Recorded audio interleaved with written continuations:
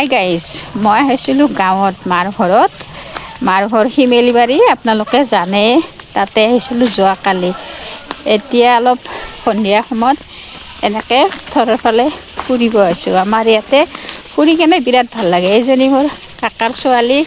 আপোনালোকে মাজে মাজে পায়ে ফটো ভিডিঅ'ত। তাক অলপ এনেকৈ ৰাখিলোঁ।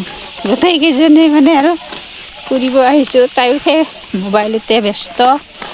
সকলোকে শুভ সন্ধিয়া জনালোঁ। মই ৰিজনা বেগম প্ৰফাইলৰ পৰা অলপ পথাৰৰ পৰা খোজকাঢ়ি আহোঁ। আমাৰ এইফালে এইটোৱে ভাল, মানে ধুনীয়া। আৰু এইফালে পৰিৱেশটো, সেইফালে মোৰ ল'ৰা সি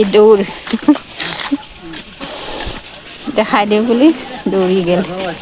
এনেকৈ আহি আছোঁ আৰু খোজকাঢ়ি আহোঁ পথাৰত।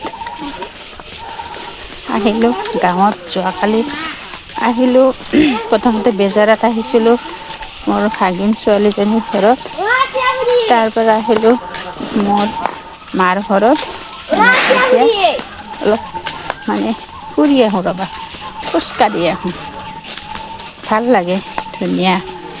এইফালে এনেকৈ খোজকাঢ়ি যায় ভাল লাগে। আৰু এইফালে মোৰ বৌ আৰু গোটেইকেইজনে এনেকৈ আহিছোঁ ফুৰিব।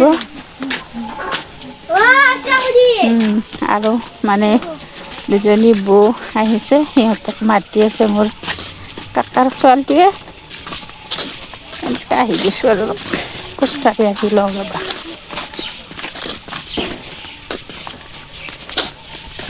অলপ পথাৰখন দেখাই দিওঁ আপোনালোকক। কি ধুনীয়া পৰিৱেশ। গধূলি সময়ত ধুনীয়া লাগে পৰিৱেশটো। পূৰা বেহু গছ ভৰি আছে পথাৰ। এতিয়া ৰুবৰ হ'ব নাই যে, সেইকাৰণে এনেকৈ পথাৰত বেহুবিলাক গজি আছে। আৰু